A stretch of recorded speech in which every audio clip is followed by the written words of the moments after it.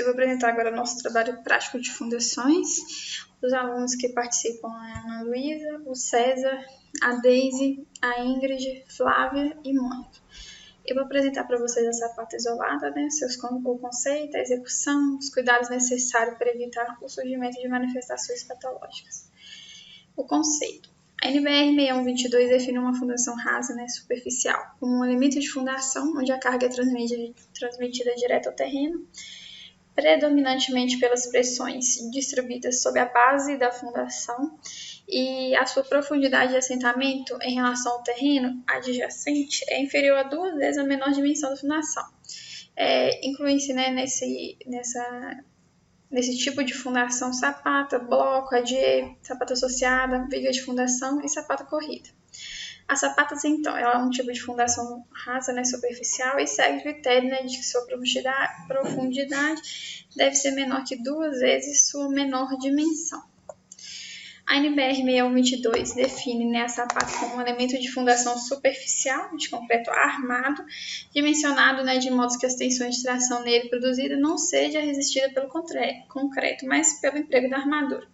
Ela pode possuir espessura constante ou variável, e sua base em planta normalmente é quadrada, retangular ou trapezoidal. Na superfície da base, ela atua maior tensão de tração. E para dispensar o uso dessa armadura, a gente pode escolher, né, uma altura da sapata que seja suficientemente grande para resistir a esses esforços.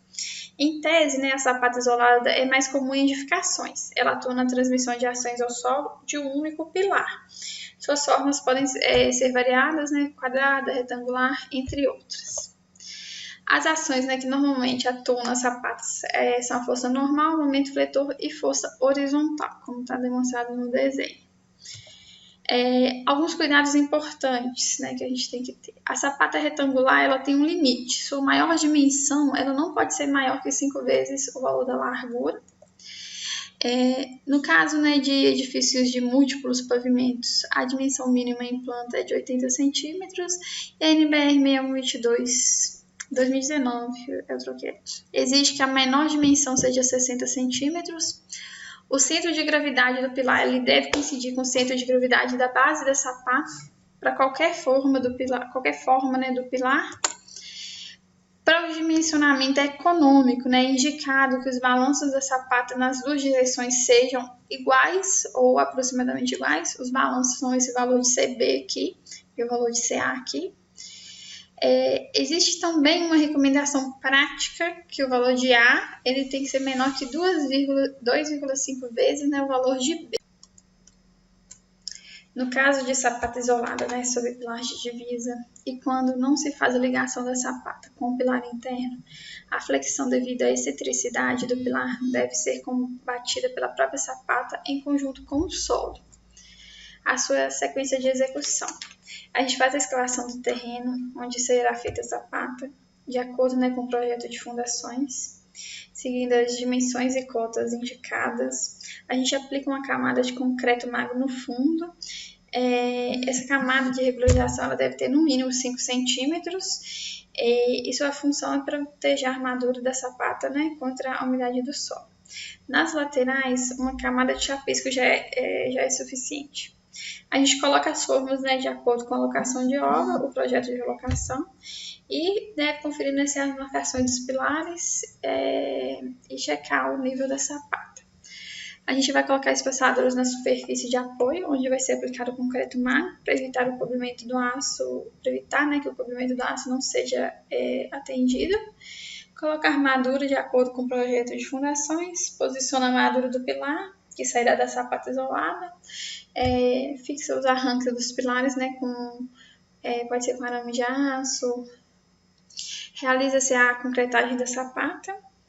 Depois de curado o concreto, realiza-se a desforma da sapata e o devido reaterro da cava da sapata. Vou passar para vocês um vídeo de execução da sapata.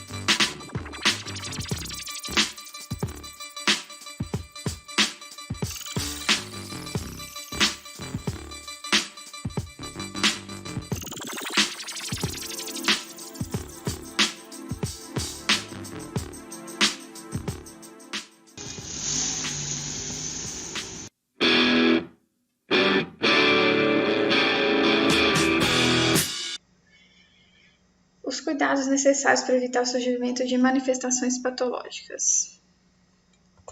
A gente tem que fazer uma investigação geotécnica do solo, análise do projeto, estabelecendo o comportamento do solo sob a solicitação ou transferência de esforços, a execução com a mão de obra capacitada, interpretação correta do projeto e da investigação geotécnica, a locomoção correta dentro dos pontos da armadura, da sapata, entre outros.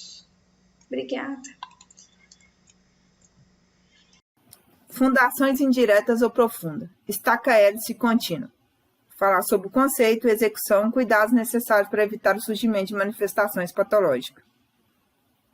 Estaca hélice contínua é o conceito. Iniciou-se na década de 50 nos Estados Unidos e no Brasil em torno de 1987. É um tipo de fundação profunda executada com equipamento de trado helicoidal contínuo que realiza a concretagem da estaca simultaneamente com a retirada do solo. A estaca tipo hélice contínua se caracteriza por ser moldada em loco e por ter a armadura colocada somente após o lançamento do concreto. Monitoradas por equipamentos eletrônicos, garantindo maior controle na execução e na segurança dos elementos de fundação. Este tipo de estaca apresenta ainda grande velocidade de execução e uma menor geração de ruídos e sujeira no canteiro de obra. A estaca contínua tem diâmetro de 70 a 150 centímetros, de acordo com os principais equipamentos disponíveis no mercado. Antes de sua execução, é necessário realizar furos de sondagem no terreno para verificar a existência de rochas e matacão que possam danificar o equipamento e para conhecer o tipo de solo local. O equipamento utilizado é a máquina perfuratriz, é constituído por um conjunto de um guindaste com a torre guia e seus acessórios, trado de hélice contínua, mangueira que acoplam a bomba de injeção de concreto, o sistema digital de monitoramento, sensores e ferramentas centralizadora e de limpeza do trado. Aqui eu tenho uma imagem e um esquema de como é a máquina. Estaca hélice contínua execução. Perfuração da estaca hélice contínua. A escavação da hélice contínua é feita por meio de rotação da hélice pela aplicação de um torque até a profundidade estabelecida em projeto. A hélice não deve ser retirada do solo em momento algum até que se atinja a profundidade desejada. A metodologia de perfuração permite a sua execução em terrenos coesivos e arenosos, na presença ou não de lençol freático, e atravessa camadas de solos resistentes com índice de SPT de 30 golpes a mais de 50 golpes, dependendo do tipo de equipamento utilizado. A velocidade de perfuração produz, em média, 250 metros de estaca por dia, dependendo do diâmetro, da profundidade, da resistência do terreno e principalmente do fornecimento contínuo de concreto. A concretagem da estaca hélice contínua ocorre antes da colocação da armadura e deve ser iniciada após ser atingida a profundidade do projeto e o concreto deve ser bombeado pela haste central do trado, ao mesmo tempo em que é retirado o solo escavado. Neste momento, não deve haver rotação do trado, e de acordo com a NBR 6122 de 2019, o concreto deve apresentar resistência característica de FCK de 30 MPa ou 40 MPa. A colocação da armadura. Na execução da estaca hélice contínua, a armadura só pode ser colocada após a realização da concretagem. Deve ser introduzida por gravidade ou com auxílio de um pilão de pequena carga. Aqui é um videozinho mostrando como que é feita a estaca hélice contínua.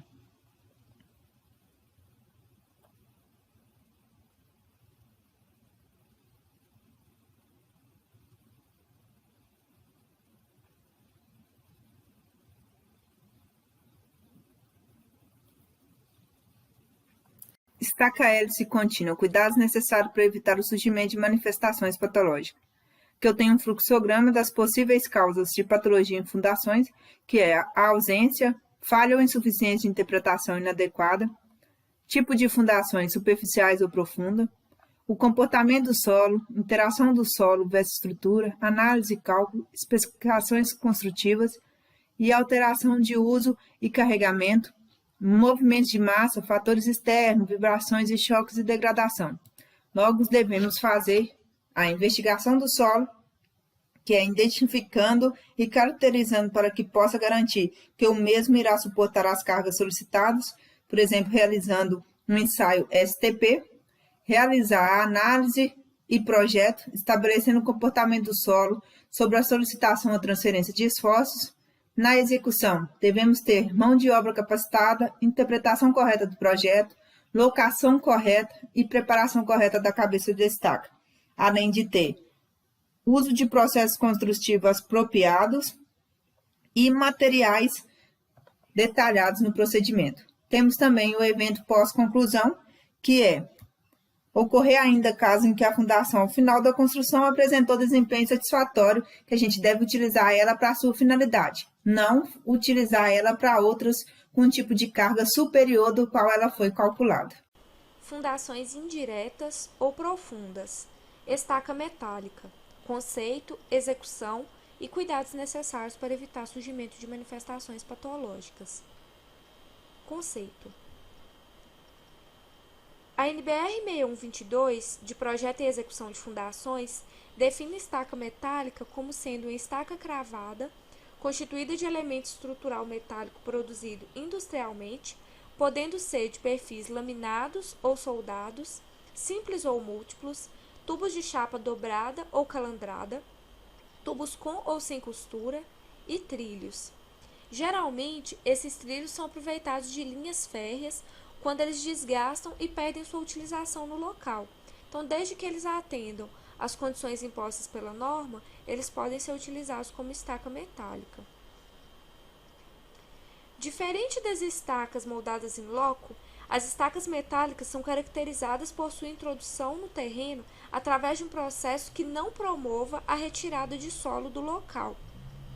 Na figura abaixo, a gente vê um exemplo de utilização de estaca metálica numa fundação.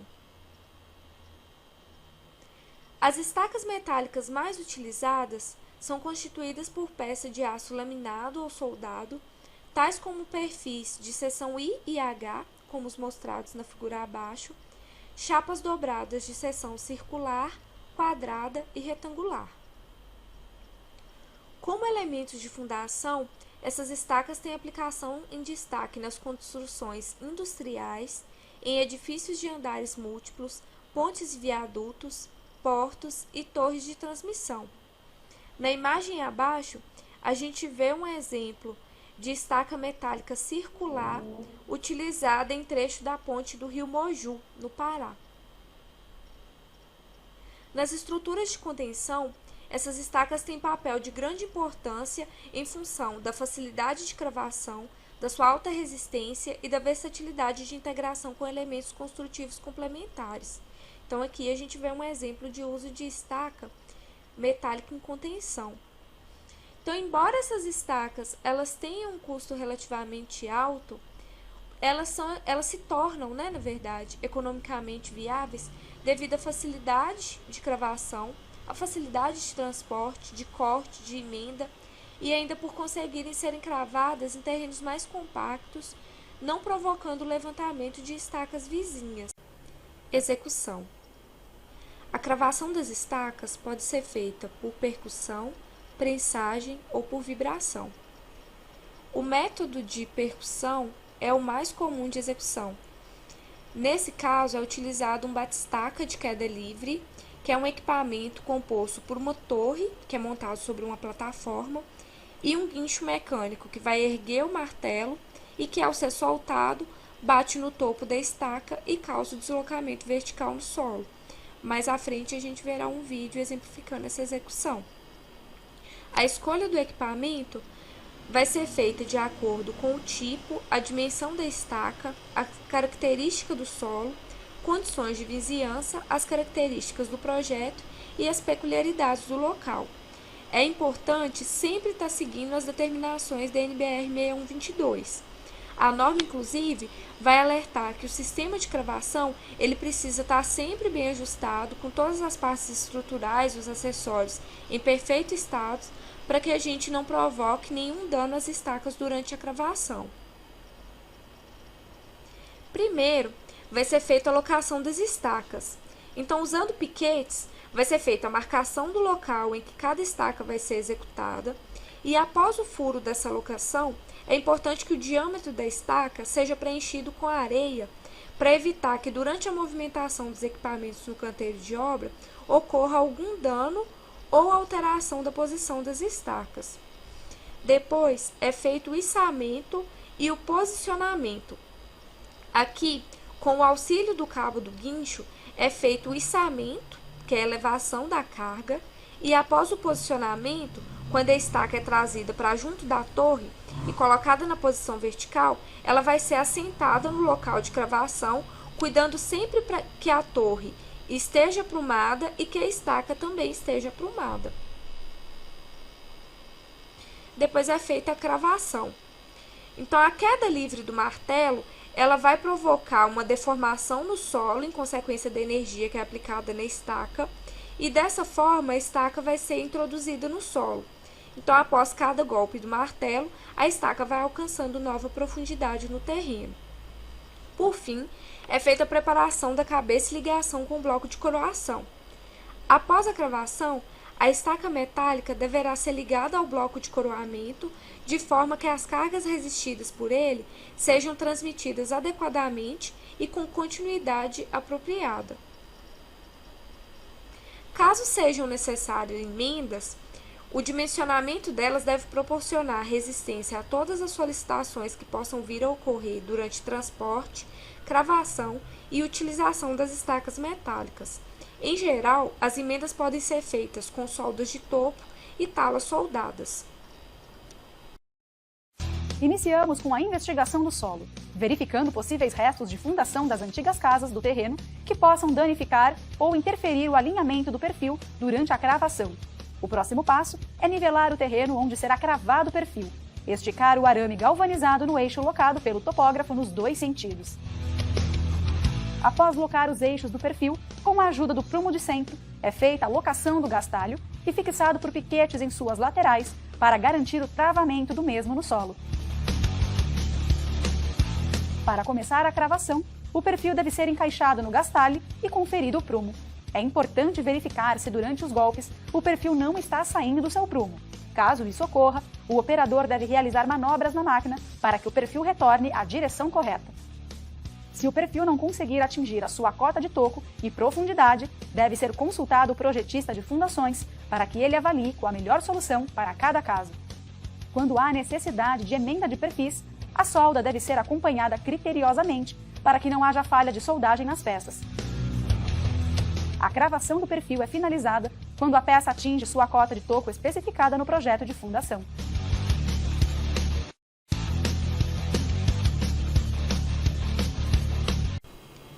Cuidados necessários para evitar surgimento de manifestações patológicas.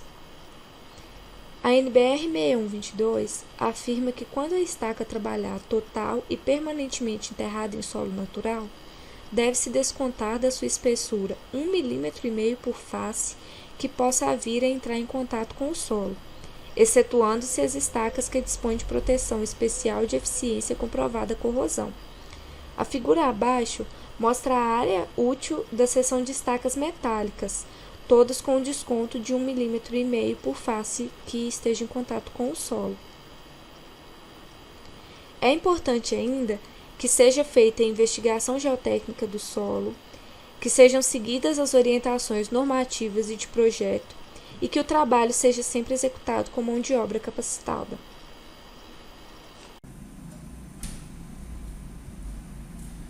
Meu nome é César, eu falarei dos critérios para a escolha do tipo de fundação. Então a gente tem um embate entre os aspectos técnicos e financeiros. Logicamente, a favor da segurança, a escolha do tipo de fundação deve satisfazer primeiramente as condições técnicas e posteriormente as econômicas. Então, a gente tem que ponderar a escolha do tipo de fundação em relação aos parâmetros técnicos. Então, logicamente que essa batalha entre o técnico e o financeiro, o técnico vence em relação à segurança. Dentro dos aspectos técnicos, nós temos a geotecnia, que é o estudo do solo, a caracterização do solo onde será implantada a fundação.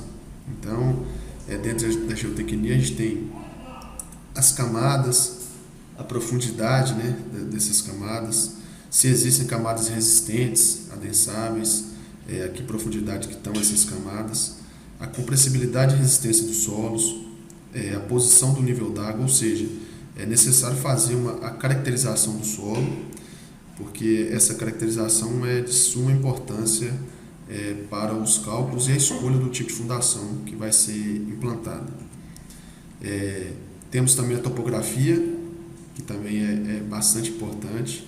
Então, dados sobre erosões, solos moles na superfície, taludes e encostas no terreno, se há necessidade de efetuar cortes e aterros. Então, esses dados topográficos, o levantamento plano e altimétrico do terreno, também é importante na definição do tipo de fundação que vai ser implantada. Também tem a estrutura, outro ponto bastante importante. Então, qual vai ser a estrutura que será edificada sobre a fundação? É uma residência, um prédio, uma ponte, um estádio de futebol? Também a arquitetura dessa estrutura, se existe algum elemento arquitetônico que vai exigir mais da fundação, um elemento não convencional, quais serão as cargas atuantes sobre essa fundação. Então, a estrutura também é bastante importante para a definição do tipo de fundação. Tem a vizinhança. Em alguns casos é necessário até fazer o estudo de impacto de vizinhança, quando são obras de grande porte, que vai exigir uma fundação profunda. Então, existirá consequências das escavações, das vibrações provocadas pela nova obra, pela fundação. Quais são os tipos de estrutura das fundações vizinhas? Ou seja, se a fundação que eu vou executar vai influenciar alguma coisa na fundação vizinha, se eu estou construindo a divisa, então é necessário. A existência de subsolo também é um elemento que influencia na vizinhança. Danos já existentes, ou seja, se já existe ali na vizinhança algum problema estrutural, então esse aspecto da vizinhança também é bastante importante. Dentro dos aspectos econômicos, podemos listar a disponibilidade de materiais, ou seja, a viabilidade da execução de uma fundação em uma determinada região depende se o tipo de fundação empregada na região vão ter os materiais necessários para a execução do tipo de fundação escolhido. Também os equipamentos e mão de obra especializada. Então, certos tipos de fundações exigem mão de obra especializada. Então, é necessário estudar, né, se na região onde vai ser implantada a fundação existem os materiais, equipamentos e mão de obra especializada. Também deve-se avaliar o custo direto para a execução do serviço e o prazo de execução. Então, são variáveis que estão listadas dentro dos aspectos econômicos que são importantes para a escolha do tipo de fundação. Falarei agora de vantagens e desvantagens de alguns tipos de fundação. Começando sobre a sapata isolada, como vantagem, a sapata isolada traz a praticidade e rapidez de execução e o custo acessível. Então, a sapata é um tipo de fundação superficial, é bastante utilizada em obras residenciais e tem um custo acessível. Então, a sapata isolada apresenta essas vantagens. As desvantagens, quando existem muitas sapatas em uma só obra, um só edifício, a sapata isolada já não é tão vantajosa por estar executada muito próxima uma das outras. E também existe a dificuldade de escavação em divisas. Então, quando a fundação vai ser executada na divisa, a questão da sapata é um pouco difícil a escavação. Da estaca hélice contínua, as vantagens. Ela apresenta alta produtividade quando se compara a outros tipos de fundação. Ela possui também um monitoramento eletrônico durante toda a sua execução. Ela tem uma resistência a altas cargas e não gera vibrações no terreno. Então, é um tipo de fundação profunda que apresenta essas vantagens. E como ainda falando das vantagens, ela pode atingir grandes profundidades, até 38 metros, pode ser executada acima ou abaixo do lençol freático, ela é capaz de penetrar camadas resistentes no solo. Então, a estaca hélice contínua é um tipo de fundação profunda que é utilizada em obras de médio a grande porte. Como desvantagens, ela necessita-se de uma área ampla na obra, de um terreno plano para poder fazer sua execução, porque existem equipamentos. A figura acima traz uma ilustração de como é feita a perfuração da estaca, e tem um custo relativamente alto quando se compara a outros métodos de fundação, outros tipos de fundação. Então, são as desvantagens que a estaca hélice contínua apresenta. Já a estaca metálica, tratando das vantagens, são estacas de seções muito mais esbeltas que as de concreto armado. O metal, o aço, ele apresenta resistência muito maior do que a combinação do concreto com o aço. Apresenta elevada resistência, como eu acabei de falar, tração e compressão. Tem grande facilidade de execução e apresenta grande viabilidade de seções. Então, é um tipo de fundação que ela tem uma amplitude muito boa. Também tem facilidade de corte e emenda, pode ser feito por parafusos ou solda, ou seja, você pode atingir profundidades consideráveis, podem ser cravados em quase todos os tipos de terreno, também é uma boa vantagem, e tem fácil cravação e baixa vibração. Então, essas são as vantagens da estaca metálica. E como desvantagens, necessitam de encamisamento quando o material de metálico for ficar em aterros ou quando o fuste ficar desenterrado por causa da oxidação, e são muito afetadas pela presença de água, que causa sua corrosão também. E tem um custo maior em relação às estacas pré-moldadas de concreto. Então, essas são as desvantagens da estaca metálica.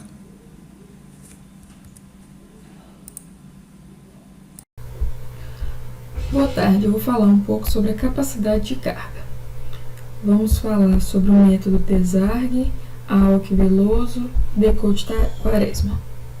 Bom, a capacidade de carga de uma fundação é definida como a tensão transmitida pelo elemento de fundação capaz de provocar a ruptura do solo ou a sua deformação excessiva. Depende de uma série de variáveis, tais como dimensões do elemento de fundação, profundidade de assentamento, deformações excessivas, entre outros. A capacidade de carga dos solos pode ser calculada por vários métodos, destacando-se provas de carga sob placas, cujos resultados devem ser interpretados levando-se em consideração as relações de comportamento entre a placa e a fundação real. Métodos teóricos são baseados principalmente nas propriedades da resistência ao cisalhamento e compressibilidade do solo. Métodos empíricos, nos quais a capacidade de carga é obtida com base na descrição das condições do terreno em tabelas de tensões básicas. E métodos semi-empíricos, aqueles em que as propriedades dos materiais são estimadas por meio de correlações e são usadas em teorias mecânicos do solo. Método Tesarg.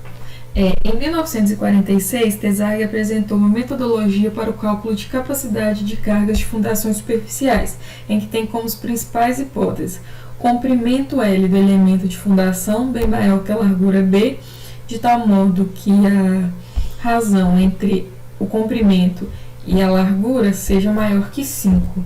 Profundidade de assentamento inferior à largura da sapata, em que a altura é menor que a base, e significando a desconsideração da resistência ao cisalhamento da camada de solo sobrejacente à cota de assentamento da sapata. E o maciço caracteriza-se por apresentar ruptura generalizada.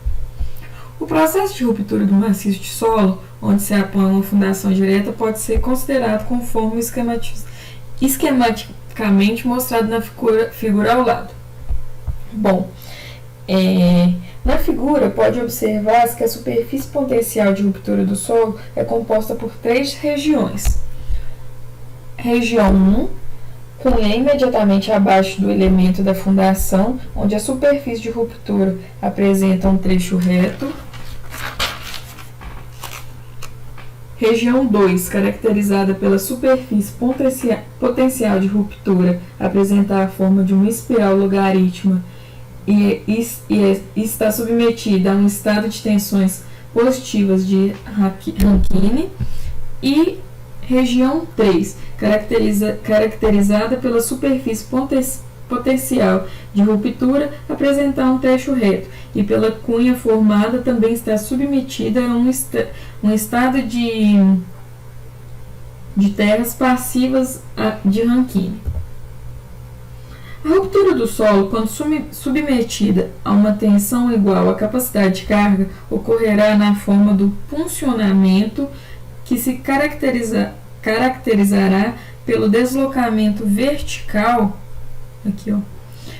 da cunha formada na região 1, abaixo do elemento de fundação. Esse funcionamento originará empuxos laterais de terra sobre a região 2, que os transmitirá à região 3, fazendo com que toda a resistência de cisalhamento do solo ao longo da superfície de ruptura, que delimita as regiões 2 e 3, seja mobilizada.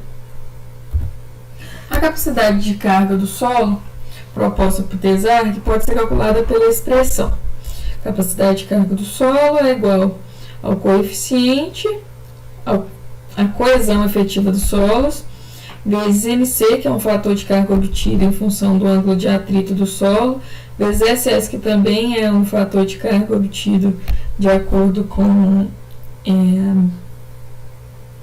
o esquema da sapata, mais 0,5 vezes o peso específico, vezes a largura, vezes o N do peso específico, vezes o S do peso específico, mais a tensão efetiva do solo na cota de apoio da fundação, vezes o S da tensão efetiva do solo. A gente pode calcular o N de coesão da carga e do peso específico pelo seguinte método. Você vê aqui pela tabelinha qual que é o ângulo e substitui na equação. Também a gente tem os S pela forma da sapata. Como aqui a gente está tratando de sapata isolada, a gente vai desconsiderar aqui esse valor da corrida. Uma vez determinada a capacidade de carga para uma determinada fundação superficial, a tensão admissível é calculada de duas formas. Uma, onde a capacidade de carga admissível é igual à capacidade de carga dividido por um FS, que é um fator de segurança e geralmente é usado igual a 3. E quando a gente faz a aplicação dos fatores de segurança parciais aos parâmetros de resistência utilizados no cálculo da capacidade de carga, que no caso seria a coesão e a tangente do ângulo de atrito, por essas fórmulas aqui. Método de Aoki-Veloso foi desenvolvido a partir de correlações entre os ensaios de cone e ensaios SPT.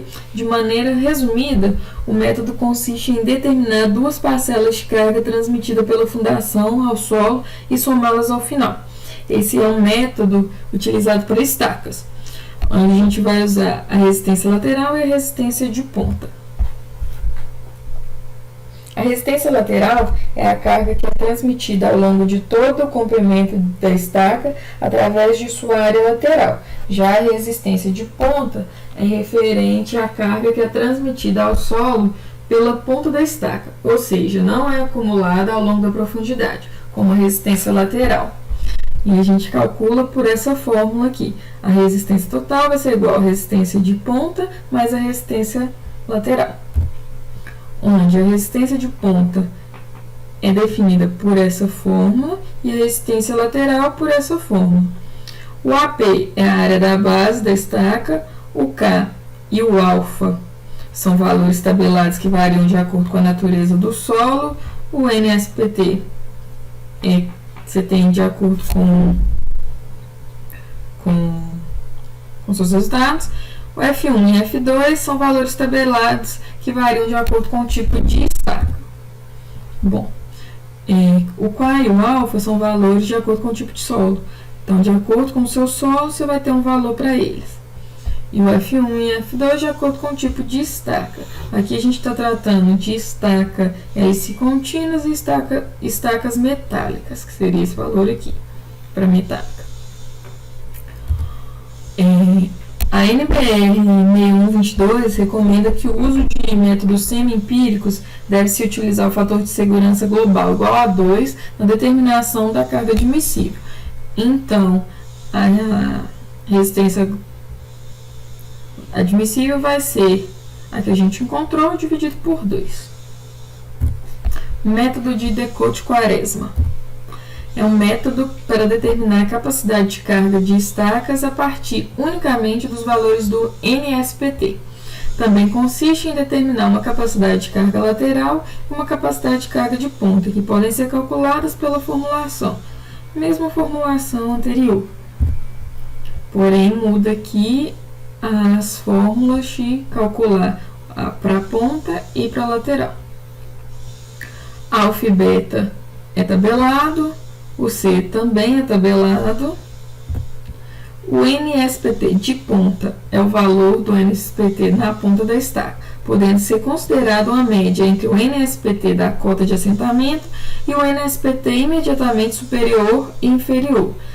E o NSPT lateral é o valor médio ao longo do fluxo, sem considerar os valores de NSPT utilizados para o cálculo de resistência de ponta. Para o valor de NSPT maiores que 50, deve ser considerado que o NSPT é igual a 50. O AP é a área da base da estaca e o AL é a área lateral da estaca, expressa em metros quadrados. Aqui os valores tabelados para alfa e beta de acordo com o tipo de solo e o tipo de estaca.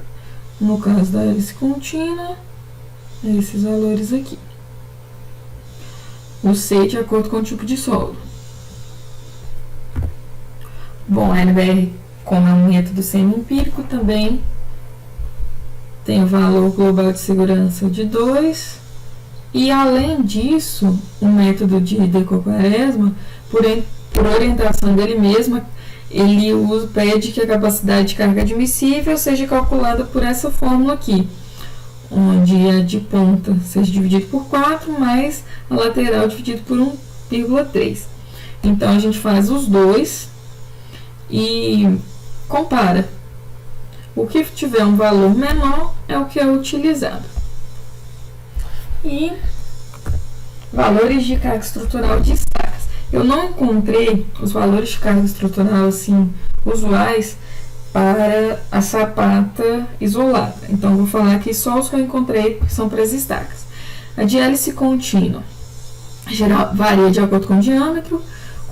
Quanto maior o diâmetro, maior a carga que ela suporta. E a metálica pré-moldada também. Conforme vão mudando os perfis e trilhos, vão aumentando ou diminuindo a carga de compressão que elas aceitam, que elas toleram por estaca. E é isso.